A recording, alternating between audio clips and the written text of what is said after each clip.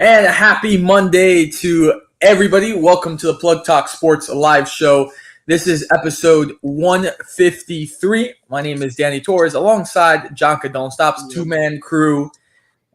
Tonight, it's been a very long weekend. And when I mean long weekend, since Thursday for me. But here we are. We're alive. We're well. I think we can both say we're both alive because we were both same place. So we're both alive. We're well. We'll talk a little bit about it now. But let's do our shameless plugs and plugs of the week. We did bad first last week, so let's do good. Jonka, hit us with the good. Man, good. In the past week. I got two things. I mean, one of my favorite streamers, for like gaming streamers, is finally back after like 2 year hiatus of like he was dealing with a bunch of stuff and he got hacked and all his information and bank accounts got leaked. Bro, it was really bad for him. So glad to see him back and everything is working great for him.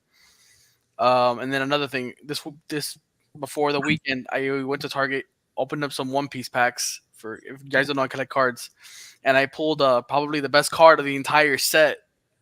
It's the Silver Israeli manga. If you guys can see it, it's $500. I checked the market price, so hey, I made my money back from the box and more. So I'm just happy I got it.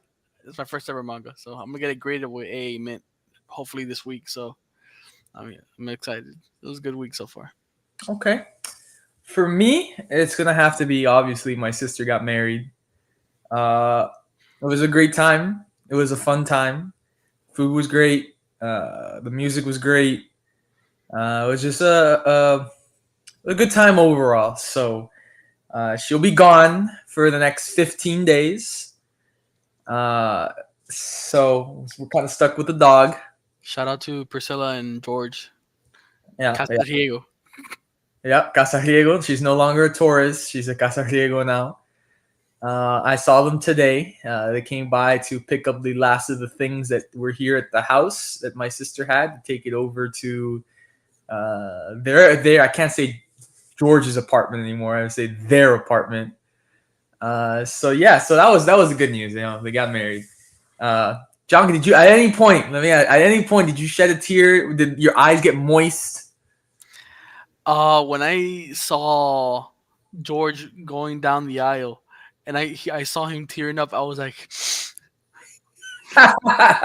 "Be strong." No, I need to ask you because obviously I walked, so I didn't get to see him walk in because he walked right before me. I heard from several people that the moment he walked in, he was already crying. Yeah, you can tell he was just trying to be strong. Like he was just like he was just trying to say like kind of like nod to everybody, but he was trying to hold it back 100%. But he couldn't hold it back. It was funny. Okay, because when before we walked out, I was standing back there next to him because I was second. And this guy was not talking to anybody. This guy was straight up just looking straight the entire time. And I literally looked at him at one point. I'm like, damn, bro, it's not the NBA Finals. Like, relax, calm down, let loose a little bit. And he was just, I think he was just trying to like process and like hold everything like in. So yeah, I wasn't really trying to mess with him in that moment or try to, bother him in that moment. So I was just letting him be and let him focus. He was in that Derrick Rose zone. Yeah, he was. Bad. Jonka, hit me with the bad. I got two things also. Okay. The first thing is it's about the wedding. Where I rented my tux. Oh, God. They got either, I don't know if they got my measurements wrong when the lady got my measurements or what. But, like, they gave me a baggy-ass shirt. They gave me the wrong size pants. And since the pants, it's, like, adjustable on the side, so you can't use a belt. So my pants were basically halfway falling the entire night. So I wasn't able to, I can hardly stand up. I can hardly move without having to have my hands in my pockets carrying my pants up so that I wouldn't be like, pantsless in the middle of a wedding. So that kind of ruined my night, not gonna lie. So tomorrow, me and my mom are gonna go return it and we're gonna give them a piece of our minds.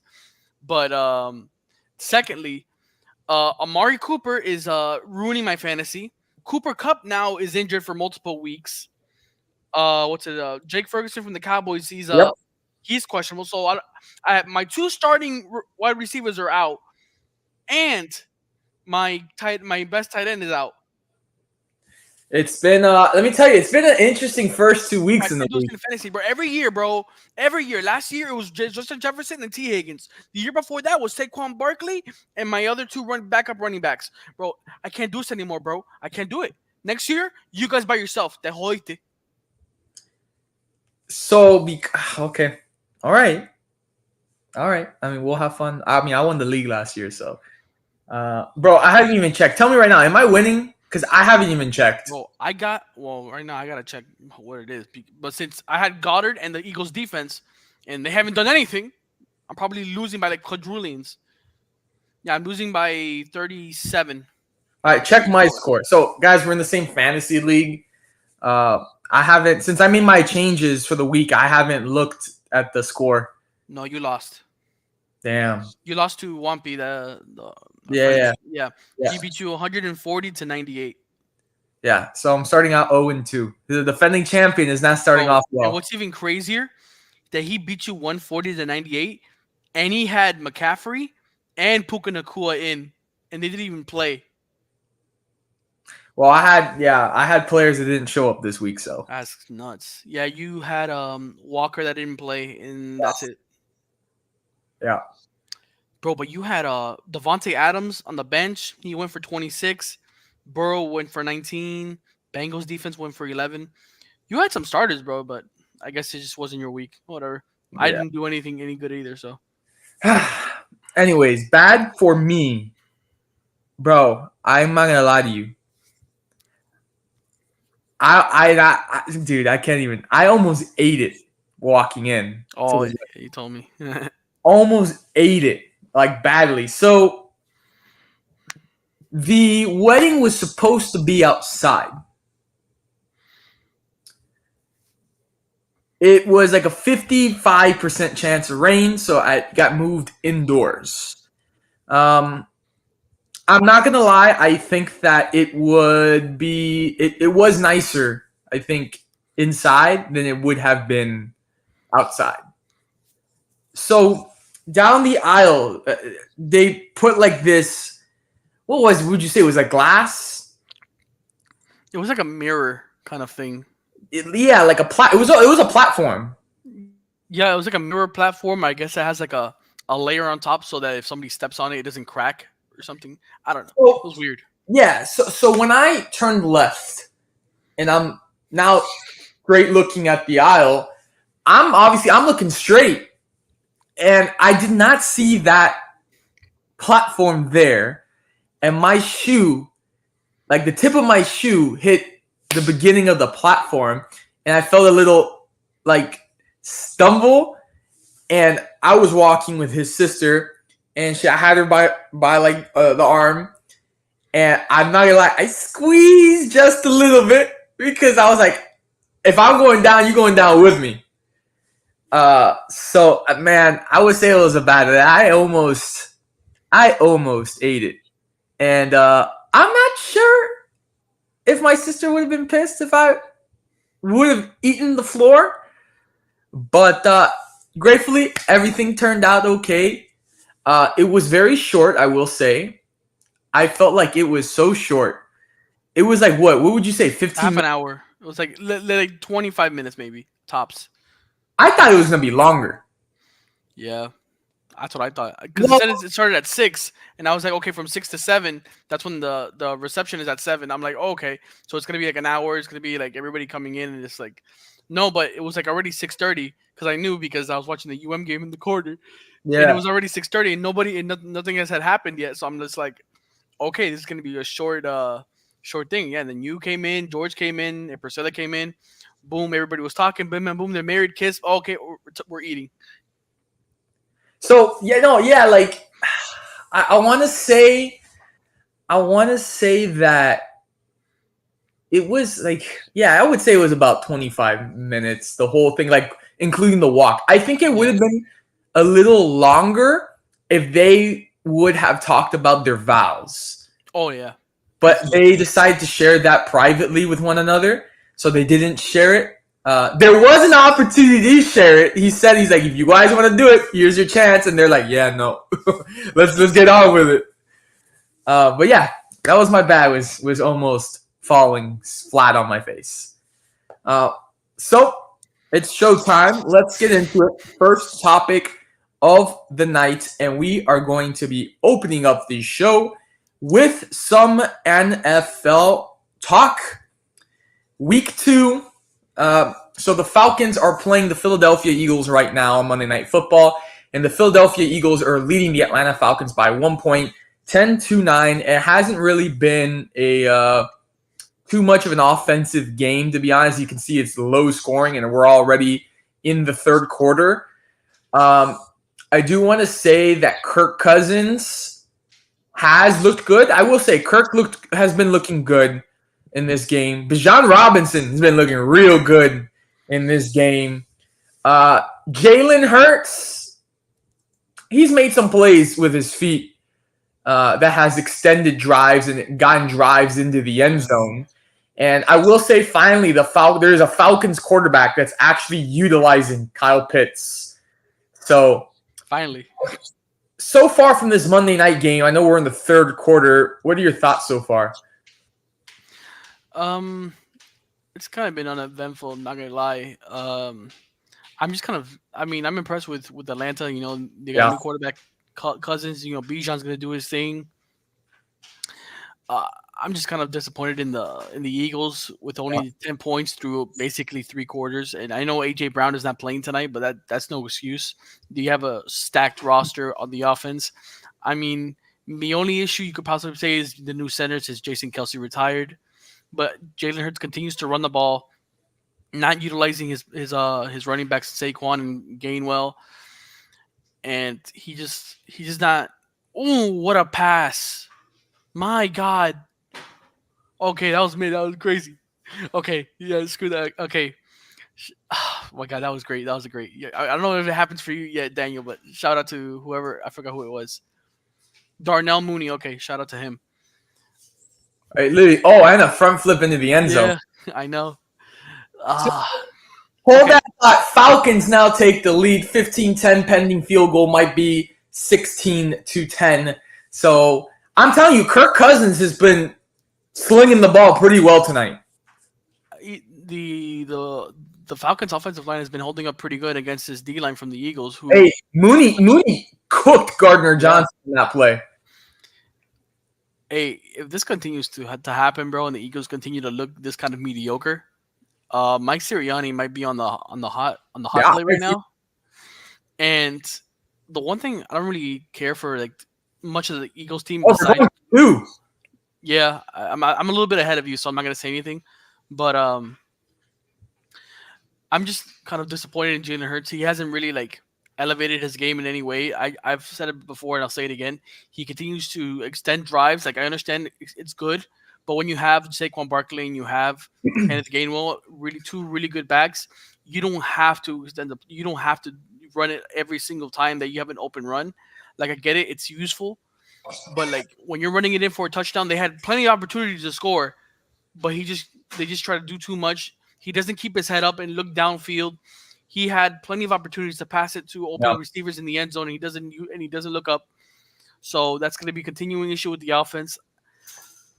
Hopefully they fix it by the end of the season because they have a really good team, and I would hate to see them not make it because they are good. But overall, this Falcons team is looking pretty good to start the season, and Kirk Cousins is looking not that bad from how we saw him last year in the Vikings, which was atrocious. But I mean, I'm impressed so far with the Falcons overall. Okay. Yeah. I think it's been I'm not going to lie to you, it's been a pretty bad week for the NFC East. And for that matter of the fact, I think all the teams in recent years that have been the big dogs in the NFC have had a pretty bad week. So I will say that. Yeah. I mean, it's the Giants. The Giants in the Washington Commanders game was fun to watch, but it wasn't. It was kind of like a little bit better than this game, but Not nothing big. I mean, Malik Neighbors had a crazy good game. Shout out to him. The Washington wins it with a kick, and that's the history. But Dan Quinn gets his first win at the Washington Commanders. I kind of wish he stayed with the Redskins, but they went for Commanders. But whatever. Uh, Giants are still bad. Daniel Jones is complete dog doo doo. Uh, Cowboys. I don't even want to mention that for you, bro. Like, Well, let's talk about it. Let's talk about it. So, week 2, New Orleans Saints enter AT&T Stadium, a stadium where the Cowboys had won 16 straight. I'm not gonna lie to you. I thought for us, I thought that this was a game, an opportunity for the Cowboys to go 2-0. that's what I thought. I personally, yes, week 1 against the Cleveland Browns, they smoked the Browns, but I also think that the offense left a lot to be desired in that win against the Browns. And then in this game against the Saints, it's a 44-19 victory for the Saints. I'm not putting this one on Dak Prescott. No.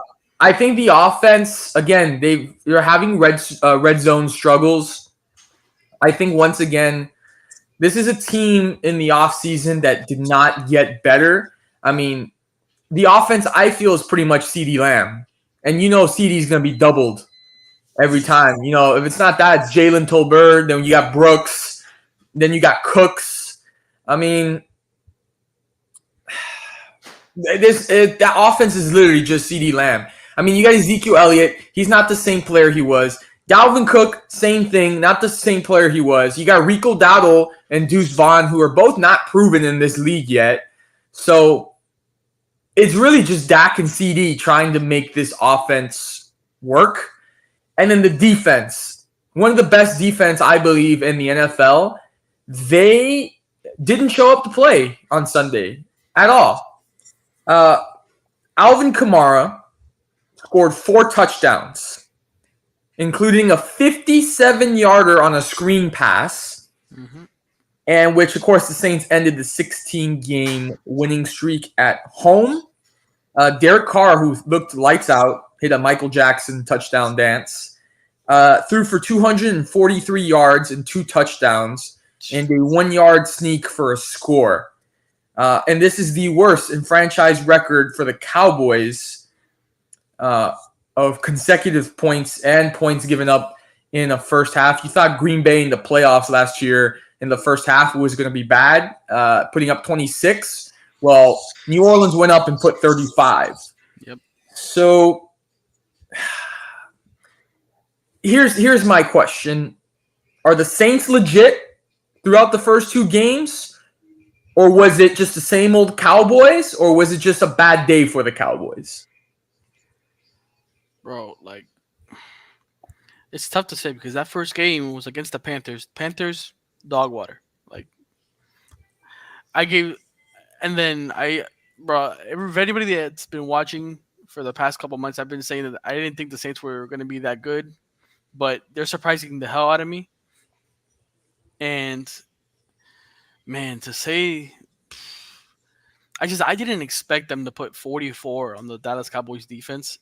Yeah. But then the way Alvin Kamara was running on that D line, bro, They had no answer.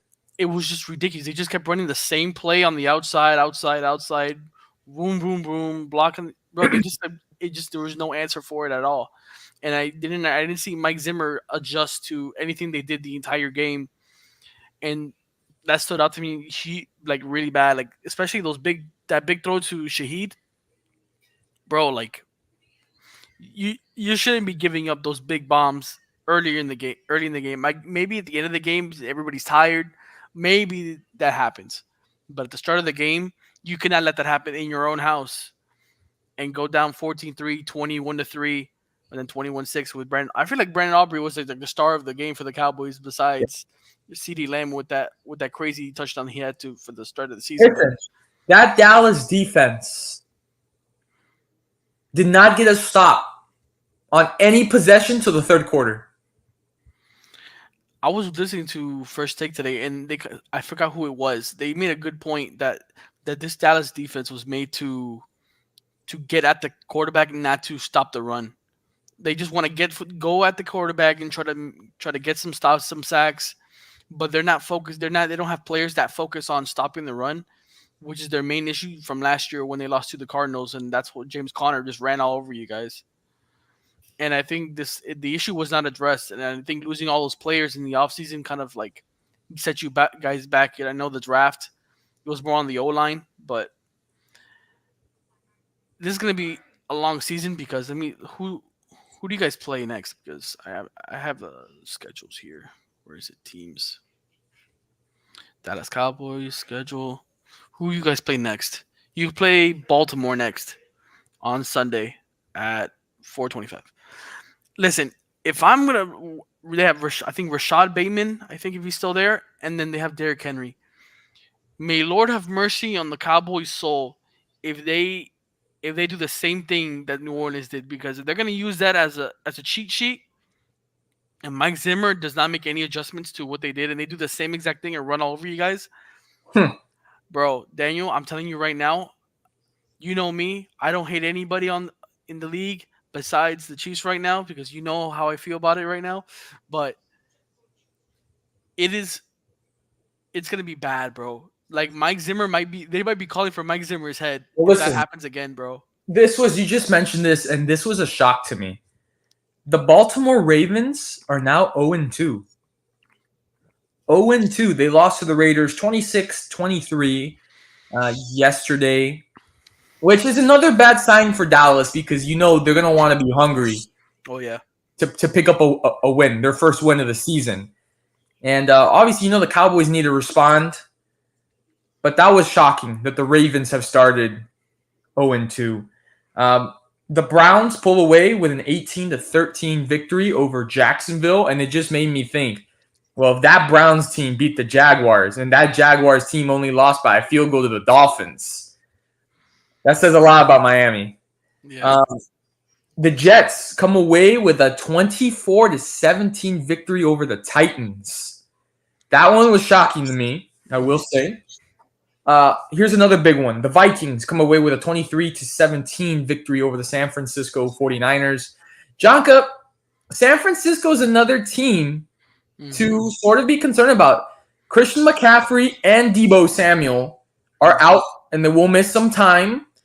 And George Kittle was also carted off Yep. to the locker room. Do you think the 49ers can come out of the NFC this year? Uh, they could. Obviously, I'm not gonna doubt they have a really stacked team. It's just unfortunate they're dealing with injuries. And like I said last year, remember what I said with Debo being injury prone? Yep. They signed Ayuk. Ayuk, bro. I might have to pick up Ayuk because with my fantasy, I might have to just pick him up if nobody has him because I mean with Debo out, they got McCaffrey out. I mean, shout out to that new running back Jordan Mason. He's doing great. Brock Purdy, we're gonna find out what he's made of. So I'm not doubting them yet, but it's just unfortunate what's happening to them and losing to the Vikings. But shout out to Sam Darnold, bro. Like, I think he Yeah. was a former Niner, right? If I'm Yeah. correct. Hey, let him cook. And then Justin Jefferson is now like day to day, and we don't know if he's gonna play this week. So, hey, but you have to win those games that people thought you were gonna lose. Just it's an NFC conference game. You gotta win it, and they did.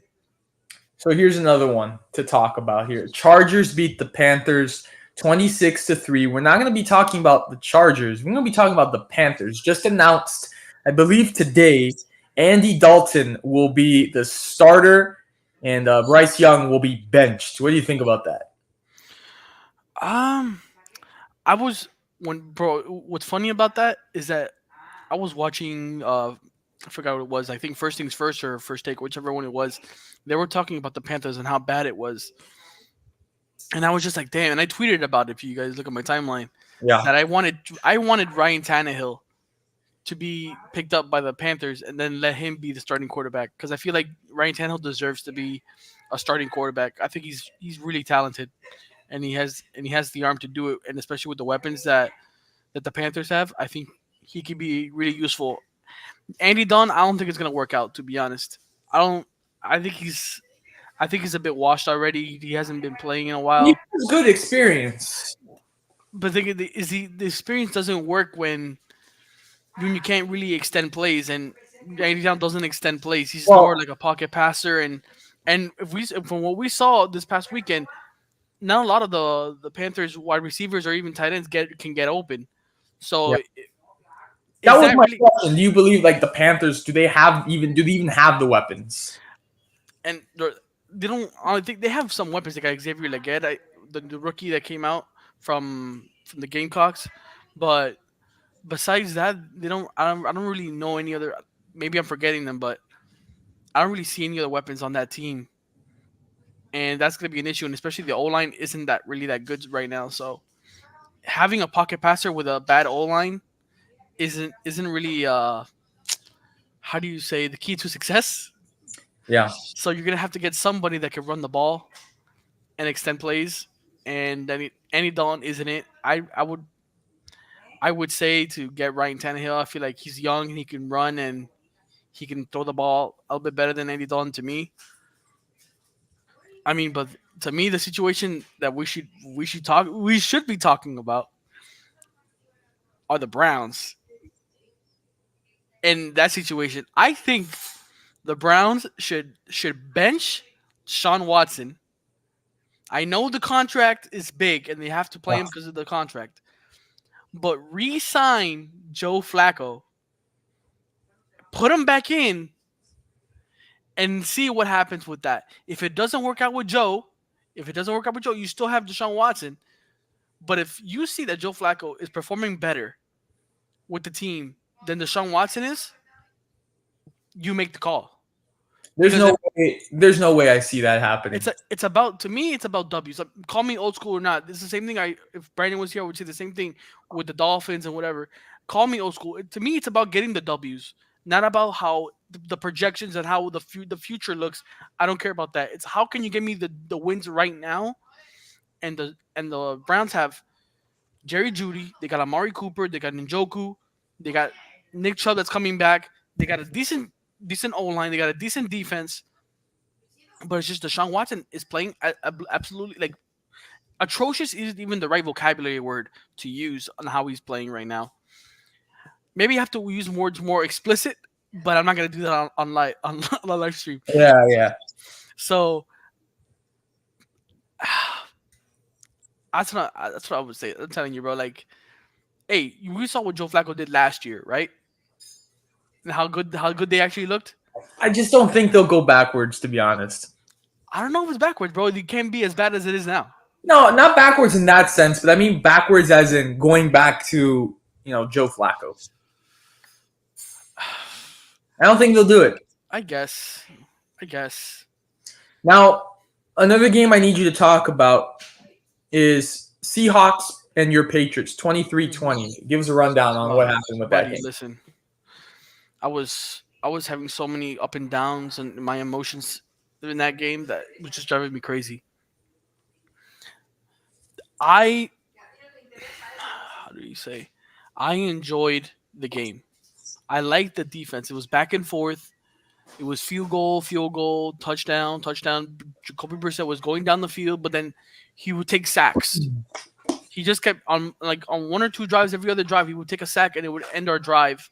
And I'm like, bro, that's not what we need right now. We need a touchdowns. We need to extend the plays. We need to make something happen. Bro, the entire second half, I told you yesterday, he only threw one pass for 32 yards. You cannot have one pass for 32 yards the entire second half, bro. And at this point, it's like, and then Jerome Mayo in the press conference says, "Oh yeah, we have to be more explosive on offense." Buddy, if you think that, why aren't you doing it? Mm-hmm. The whole point of last year's offense was that we were underperforming because we couldn't score. We lost plenty of games because we weren't scoring enough points, and the games were close because our defense was keeping us in the games. If we just scored enough, we probably wouldn't look as bad as people would think we look. And it ended up that our kicker, screw him, he missed the field goal to put us up 23-17, which would be 6 points, and the Seahawks would have had to go for a touchdown, Yeah. and when it looks they didn't get it, that would have given us the win. But you missed the field goal. You go to overtime. And since Jacoby Brissett again takes a sack and ruins our drive in overtime, we had to punt it, give it to the Seahawks. They take it down the field, and boom, they kick and they win the game. They need to put Drake May in. Bro, before the season even started, Jaron Mayo said that Drake May looked better in the preseason than than Jacoby Brissett. But some reason they started Jacoby Brissett. I'm not gonna lie. If you guys would have picked up that victory and started the season 2-0, I think it would have been really Bro, impressive. what's crazy that is if we played like average and we took the Seahawks to overtime. Imagine if we just passed it a little bit more. If we just had like a little bit better offensive play calling, we would have won that game. We're not a bad team. It's just our offense right now is not clicking, or it's just not being utilized efficiently. So With in your division, Buffalo's 2-0, correct? 2-0. Okay. Jets are 1-1.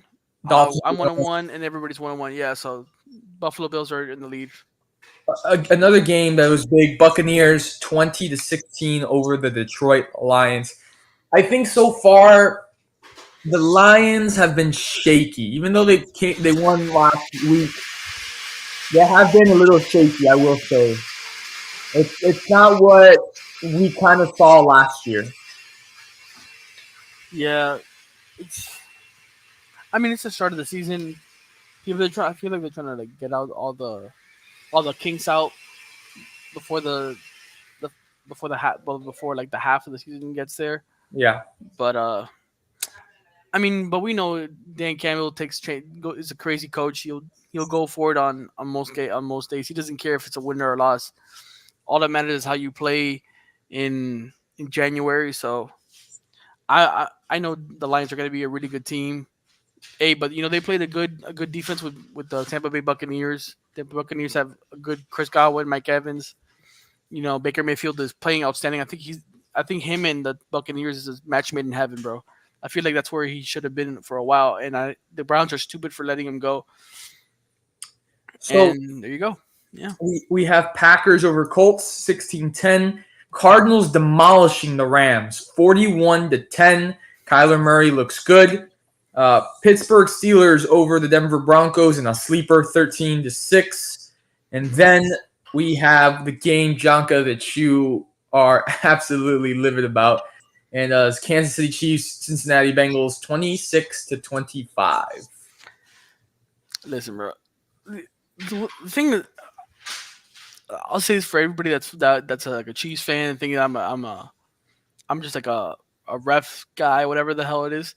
I'm gonna say this: the last play of the game, they called what's it called, the pass interference. Yeah. It was pass interference. Don't get me wrong, it was. But when you watched, I don't know if you saw it, Daniel, but in real time, the referee doesn't throw the flag when the foul was committed. He throws it after he sees that the guy dropped the ball and didn't catch it and the play was dead. He throws it after the fact, like a second or two after the fact, and then throws the flag. Yeah. That's the thing that does the buddy. You just see, he didn't catch it. Okay, then I'll throw the flag. So to me, it makes me question, why did you throw the flag? Did you throw it because of the foul, or did you throw it because he didn't catch it and you're in favor of the Chiefs winning that game, or of them trying to get that first down for them to kick it and win the game? That's the question. I'm not questioning the legitimacy of the foul call. It's just how the referee handled that moment is what's shaky to me. That's what I'm gonna say. But overall, I think the Cincinnati Bengals are kind of missing T Higgins at the moment. I think they need that second star on the offense, and I think that's what they're lacking. Because, bro, Joe Burrow was just eyeballing Jamar Chase the entire game. Everybody he was nitpicking here and there, but mostly it was Jamar Chase, and it wasn't getting it done. The game was close the whole game. Just imagine that, Daniel. The Yeah. entire game he was aiming for Chase, and the game was that close. Imagine if he had T Higgins in the game. Gesicki did his thing. Not gonna lie, shout out to Gesicki, former Dolphins, former Patriot. but he was outstanding. But like, you can't go, Daniel. Just go. I don't want. I can't do this anymore. We end the NFL our NFL segment with Sunday Night Football. It was the Texans who took care of the Bears, 19-13. We're gonna move on to college football now. We'll tell you some scores here. Alabama defeated Wisconsin 42-10, which Janka, I showed you earlier that former Miami Hurricanes quarterback Tyler Van Dyke is now out for the rest of the season for Wisconsin. Um, Oklahoma State handled Tulsa very easily, 45-10. LSU in a wild game against South Carolina. I saw that game while I was getting ready for the wedding, and it was a wild game. And my dad couldn't believe when I told him, he asked me, he's like, who won the game finally? And I said, LSU. He was like, you've got to be kidding me. LSU, 36-33 victory. Michigan handles Arkansas State 28-18. Mizzou handles Boston College 27-21. I'm impressed. That game was crazy. Listen, I'm impressed that Boston College came within 6 points of beating the number 6 team in the nation. I'm telling you, bro, you can't underestimate the ACC. You can't underestimate us. We're not that bad. Oregon, playing their rivals, Oregon State demolished them 49-14. Oklahoma demolishes Tulane 34-19. Notre Dame demolished Purdue 66-7. That's one way to respond after a embarrassing loss. Utah defeat their rivals, Utah State 38-21. Miami absolutely demolishes Ball State 62-0. Ole Miss demolishes Wake Forest 40-6. Texas defeats UTSA 56-7. Georgia defeats Kentucky 13-12. Nebraska beats Northern Iowa 34-3. Tennessee 71-0 on Kent State. And then Kansas State defeating Arizona 31-7. Let's look at the new updated rankings, and there is some moves here. Yep. There is a new sheriff in town. There is a new number one, and that is the Texas Longhorns. The Texas Longhorns have dethroned the Georgia Bulldogs, who are now number 2. At 3 is Ohio State. At 4 is Alabama. At 5 is Ole Miss. At 6, going up 1 spot, is Tennessee. At 7, falling down 1 spot, is Mizzou. At 8, going up 2 spots, is Miami. At 9, staying idle, is Oregon. Falling 2 spots at number 10 is Penn State. At 11, staying idle, is USC. At 12, staying idle, is Utah. Going up 1 spot at 13 is Kansas State. Falling down 1 spot is number 14, Oklahoma State. Staying idle at 15 is Oklahoma. At 16, staying idle, is LSU. At number 17, going up 1 spot, is Notre Dame. Falling down 1 spot at 18 is the defending champions, Michigan. At 19, staying idle, is Louisville.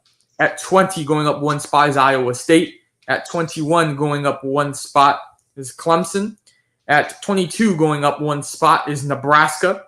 Going up 2 spots at 23 is Northern Illinois.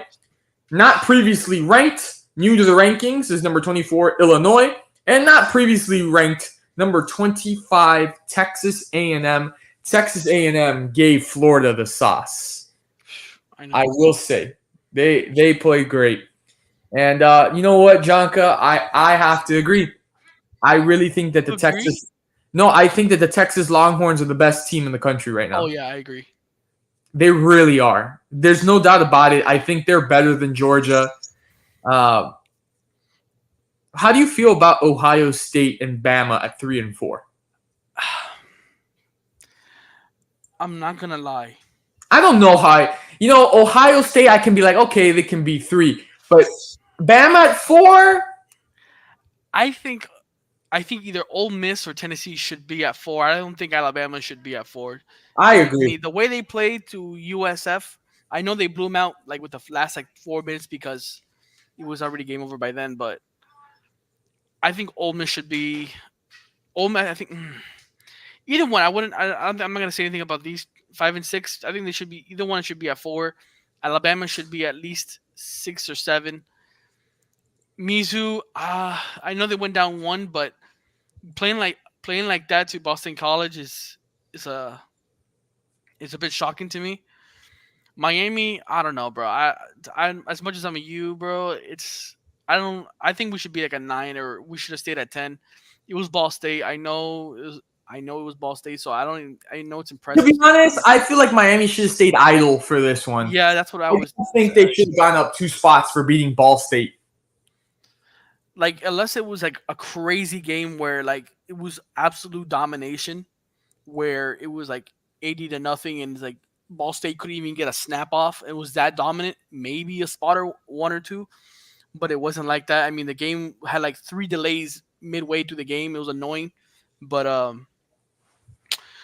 I mean, I'm not hating it.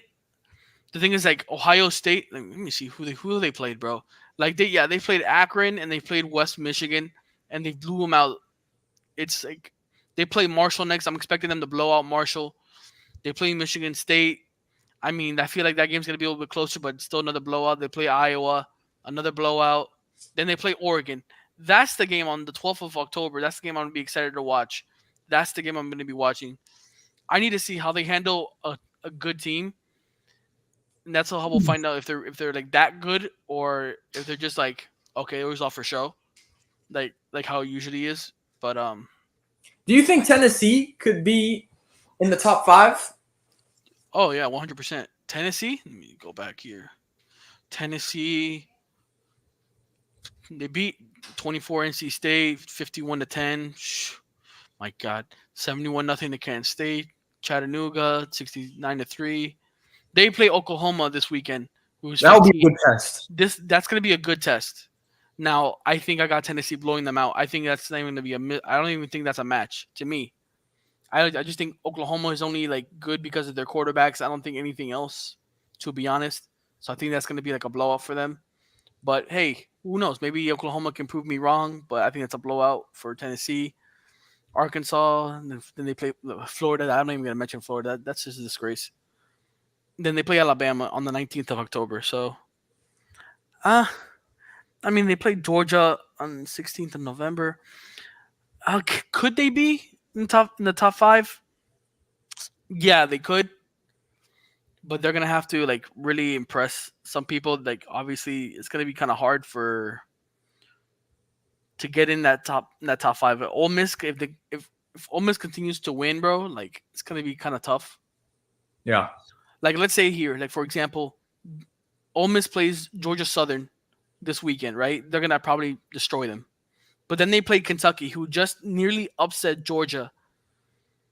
If they can, if they can destroy Kentucky, that will kind of like show okay, you know, they Kentucky played well against Georgia, but they struggled against Ole Miss. That will kind of show the commission that like okay, yeah, these guys are legit. Let's move them up a little spot. It's mm, I don't know. And then they got a tough schedule. Not gonna lie, bro. Ole Miss got a tough schedule. I want to ask you because I think this is going to be a great game. Miami and USF. Mm-hmm. I think I think that USF can bring it to Miami. Uh, I before I get into what I think the game is gonna be, I just gotta give a shout out to Alex Goldish, the head coach for USF. I think he's making a excellent program over there, and I can't wait to see what the future holds for that program. And but when getting into the team, I've been seeing that in a lot of I think Malik Rozier, who was on the podcast, Yep. he gave his 1-2 pieces.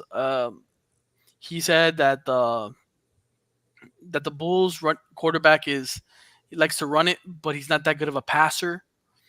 And so just with that alone, Then and the running back for the Bulls is good. They like to run it a lot, but people are saying that the Alabama D line was a bit overrated since Saban left, and a lot of recruits left because of that. So I don't know what they're thinking, but I'm gonna say I think in the first half we're gonna find out how good they are for real. I think Miami's gonna have. I do agree Miami's gonna be tested in this game for the first time this year. I mean, besides Florida, I mean, no one knew what's gonna happen with Florida. Yeah. But if okay, what would you say to this? Like, what would you be impressed by if what, bro? Like, how do I word this? Like, because like if we think Miami's as good as everybody thinks they are, then they should blow them out, right? Yes. Okay. If this is the Miami of the if this is Hold the on. Bama was number 4 and they didn't blow him out. no, they blew them out at the end of the game. Like It was like a this struggle, is what I though. mean. This is what I mean. If this is why I always wait till like the week 6, week 7, midway through the season to then give like an analysis on what I've been seeing. But if this is the Miami that people were saying that okay, we're trying to get back to where they once were and what they had to show that they've improved and they're not the Miami of the past that would lose these kinds of games and like kind of like choke that ranking. You know what I mean? Yes. Then they should be able. If this is the new Miami, they should be able to win this game. I'm gonna say Comfortably? I don't know about comfortably because I do think USF does have talent on their squad, and I don't think they're scrubs either. But I don't think the thing is like USF did run it a lot against I forgot who they played last week. I think it was Southern Miss, and I don't think they're gonna be able to run it as well as they think they are as from last week. I think they ran over like 300 yards rushing. So uh, I'm gonna say Miami wins. Uh, I'm gonna say 38 to 14. Okay. It's That's not a. a little bit. I think it's a little bit of a blowout. It's that's what I'm like. I'm not gonna put a crazy blowout, but I'm not gonna make it too close either because I don't think it's gonna be close. But that's like, bro. But I need to see if let's say the Bulls do make it a competitive game, right? Yes. This is what I want. Like forget about what the score ends up being. What I want to see is how does Cameron Ward use this pressure and this gaming environment to see how he plays under pressure because once like let's say Miami does go and they go undefeated and they do win the ACC whatever everybody's expecting it to happen, right? And once let's say they make the playoff and they play whoever it is, Texas, Georgia, whoever it is, right? You're gonna be playing against the top dogs, from what I'm assuming in the playoffs. I need to see what can he do when he's under pressure because up till now he has not been pressured. Would you agree? I would agree with that. So if USF can give pressure against Miami, then I would like to see how he does under pressure. If he does really well under pressure, then I think we got a top dog here. And but I did hear that Miami's O lineman Ines Cooper and Jalen Rivers are returning and they're starters. So that O line's going to be extra secure and we're going to have extra depth. So I don't think the O line's going to be really battered anyways. So that's going to be a challenge for USF, and I don't think they're going to be able to create that much pressure on Miami and Cameron Ward because he's like always so calm in the pocket. So that's why I said 38 to 14. Shout out to the U. I know we got 10 minutes left, but In these 10 minutes, we're going to talk about something. And it's time to talk about it. This past Thursday, in what was a very, very, very ugly game from start to finish for the Miami Dolphins against the Buffalo Bills, Josh Allen came into Miami once again and waxed the Miami Dolphins. And I said it. I said it right here on this show last week. I said that if Miami came into this game the same way that they played against Jacksonville, that they would get waxed. And that's exactly what happened. Now, we could talk about the game, but I think we need to talk about specifically first something that happened in the game. And that is that Tua Tagovailoa got yet another concussion and will be out for several weeks. And Skylar Thompson will be the starter. They signed Huntley from the Baltimore Ravens this morning, but Mike McDaniel made it clear in his press conference today that Huntley will not be competing with Skylar Thompson for the position that Skylar Thompson will be starting, which I'm going to be honest with you, I think is one of these stupidest comments because I feel like Huntley is like mini Lamar Jackson. I would start him. The hell with Skylar Thompson. I don't give a damn if he's been there for a hot minute and it's his turn now. Man, you got to put whoever's best for your team to win in that position. I would try out Huntley to see how it goes because we all know he's got the talent. And we all know how Skylar Thompson did against the Buffalo Bills once he was in the game. So that's that. And the question becomes, should Tua Tagovailoa retire?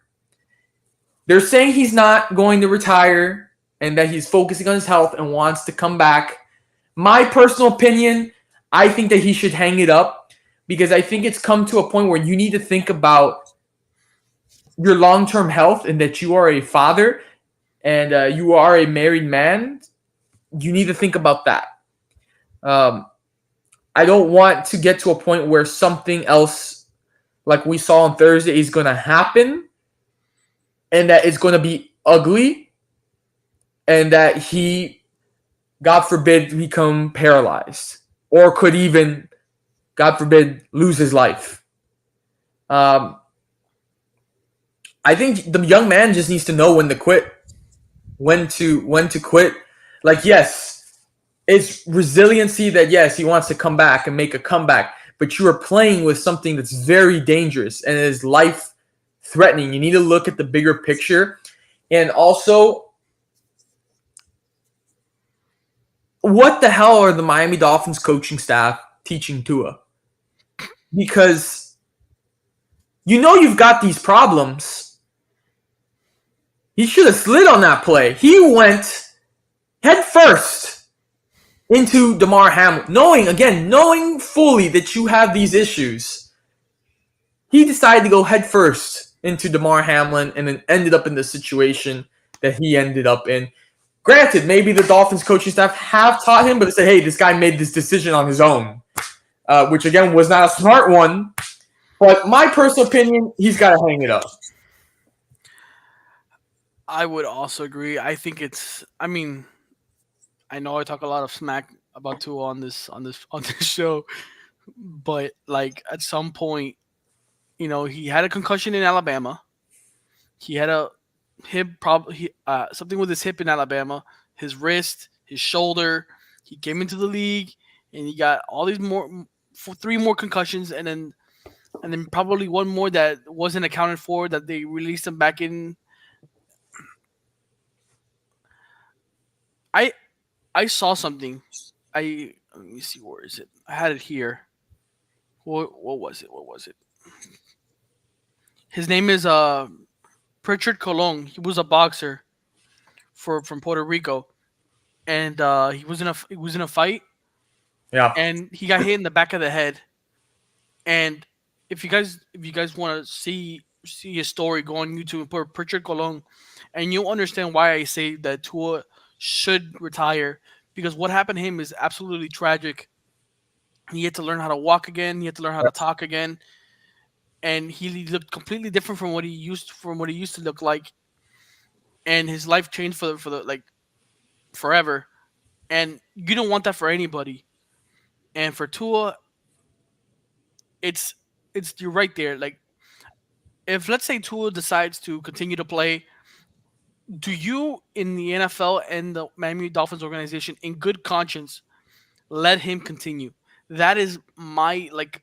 That's the little debate I have in my head. Like, I understand that he wants to continue to lead this team potentially to a playoff, or at least win a playoff game, or even make the Super Bowl. But at some point, if you can hit, bro, it would, like the thing is, the tackle that happened with Damar Hamlin and him, it was a normal tackle. It was nothing crazy.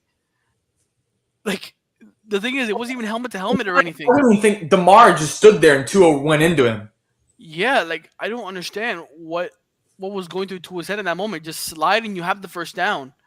I guess Tua was just trying to make a play and just hype up his teammates, because after the atrocity he was giving out the first 3 quarters was just I guess he was just trying to like get the spirits up from the stadium, especially in Hard Rock, in your home stadium. By the way,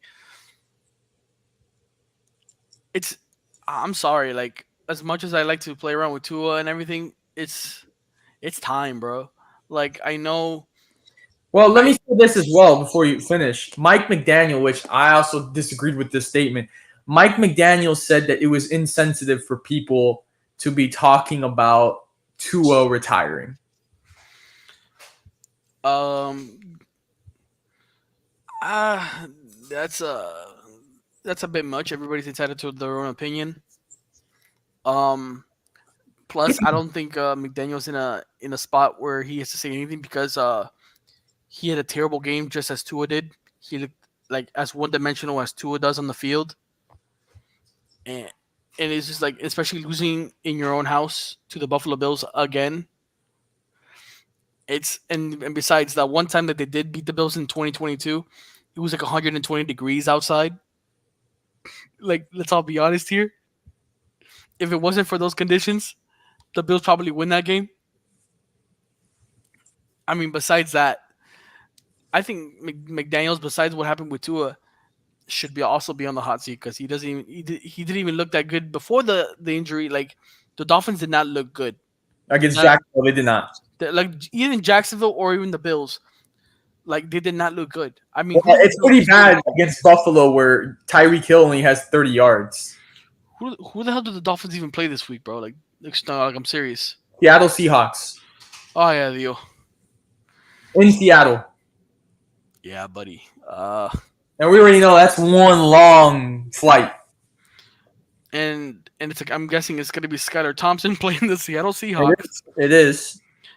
And my guy Jacoby Brissett has more experience than he does, and he got sacked multiple times, and the game was close. But my defense to me is better than the Dolphins, and the O line is better, and my D line's better. So may Lord have mercy on Skylar Thompson's soul.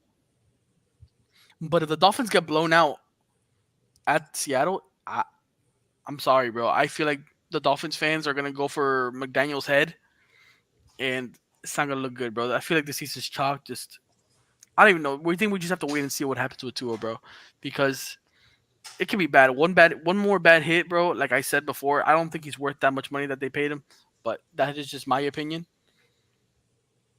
I think it's just time to like lock it up, enjoy the money you have, which is plenty of money for a lifetime. Not no less than 1% of people even have that kind of money that he has right now. Enjoy it with your family. I'm pretty sure you can go get a TV job somewhere in broadcasting. You can be a coach somewhere, whatever it is, and still live your life with your family and not have to deal with either CTE or whatever could possibly be caused if you get one more hit like that. That's what I'm gonna say. But I hope he feels better and gets better and makes the right decision. Hey, I don't want to say too much because I feel like I'm gonna go crazy, but that's shout out to Tua. Pray for Tua. And I will say, usually when you get a concussion, you're out for a week and then you come back. Yeah. So, it's pretty bad when you're going to have to miss a couple of weeks. So, we'll see what develops with the Tua Tagovailoa situation.